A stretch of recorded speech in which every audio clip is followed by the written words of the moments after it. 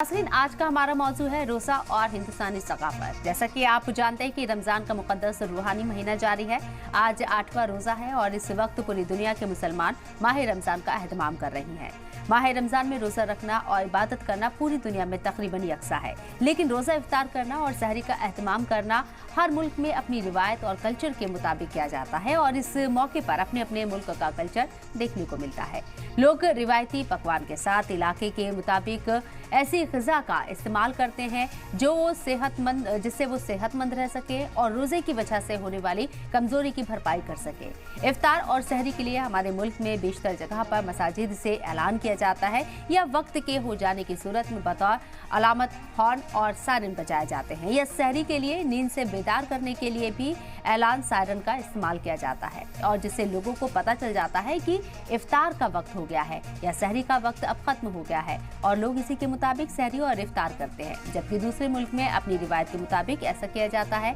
इसके अलावा रोज़ा इफ्तार करना और कराना जिसमें हर मजहब के लोग शामिल हों और ये भी हमारे मुल्क का खास कल्चर है और आम बात है, मुख्तसर बात है कि हर इबादत के साथ रमज़ान और रोज़े में भी हिंदुस्तानी कल्चर साफ दिखाई देता है। इस तमहीद के बाद अब आपको लिए चलते हैं हमारे मेहमानों के पास।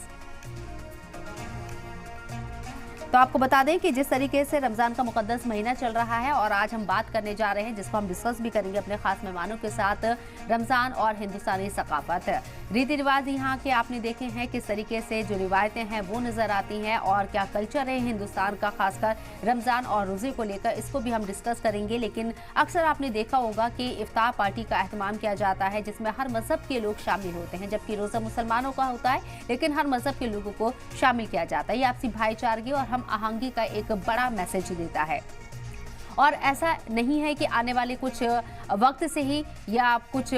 पिछले कुछ सालों से ही ऐसा हो रहा हो, बल्कि सालों से यही रिवायत चली आ रही है। लोग बड़ी खुशनुदी के साथ इस तरह के इफ्तार पार्टी में शामिल होते हैं और एक दूसरे से गले भी मिलते हैं और मुबारकबाद भी पेश करते हैं। यह आपसी भाईचारे का एक मैसेज आम होता है। इस मौजू पर बात करने के लिए हमारे साथ जो खास मेहमान चर्चा में शामिल हो रहे हैं उनका तारुफ वो आपसे कराना चाहेंगे। हमारे साथ इस वक्त मौलाना इश्तियाक अहमद कादरी साहब इस्लामिक स्कॉलर मौजूद हैं, साथ ही साथ ताज मोहम्मद अजहरी साहब इस्लामिक स्कॉलर हमारे साथ मौजूद हैं और मौलाना सूफिया निजामी साहब स्पोक पर्सन दारुल उलूम फिरंगी महल हमारे साथ मौजूद हैं। आप लोगों का इस्तकबाल है सलाम टीवी में। तो सबसे पहले मेरा सवाल यहाँ आपसे है मौलाना इश्तियाक अहमद कादरी साहब की, जिस तरीके से हम हिंदुस्तानी कल्चर की बात कर रहे हैं, सकाफत की बात कर रहे हैं, रमजान और रोजे में हिंदुस्तानी कल्चर को आप कैसे देखते हैं? अस्सलातु वस्सलामु अलैका या रसूलल्लाह, अस्सलातु वस्सलामु अलैका या नबी अल्लाह व अला आलिका व सहाबिका सय्यदी या शफीअना यौमुल जज़ा। रमज़ानुल मुबारक और हिंदुस्तानी सकाफत। हिंदुस्तान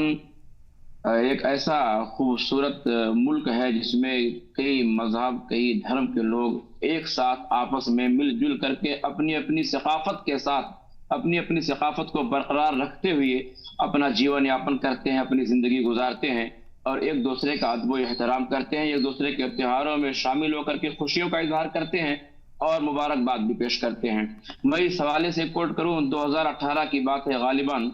और लखनऊ में ही मनकामेश्वर मंदिर की बड़ी पुजारन श्रीमती दिव्यागिरी जी ने एक इफ्तार पार्टी का आयोजन किया था जिसमें कसीर तादाद में तकरीबन 500 मुसलमानों ने और हिंदुओं ने आपस में मिलकर के इफ्तार किया था, एक दूसरे के साथ गले मिलकर के मुबारकबाद पेश किया था। तो हमारी सकाफत ही हमारी पहचान है, हमारा कल्चर ही हमारी पहचान है, जिसको खूबसूरती के साथ आगे बढ़ाना चाहिए और हर त्योहार के जरिए हमें पैगाम देना चाहिए कि हर त्योहार वो इंसानियत को आपस में मिलाने के लिए, प्यार मोहब्बत बांटने के लिए, दुखे दिलों को सहारा देने के लिए, गमों को खत्म करने के लिए आते हैं। तो हमें इन त्योहार के जरिया, इन त्योहार के प्लेटफॉर्म के जरिया एक दूसरे के करीब होने के मौके तलाश करना चाहिए, एक दूसरे को मदद करना चाहिए और एक दूसरे की खुशियों में खुश होकर के एक बेहतर समाज की तश्कील में, तामीर में, निर्माण में अपना योगदान अदा करना चाहिए। रमजान मुबारक का ही महीना था और मुझे आज भी याद है, गालिबन ये उत्तराखंड की बात थी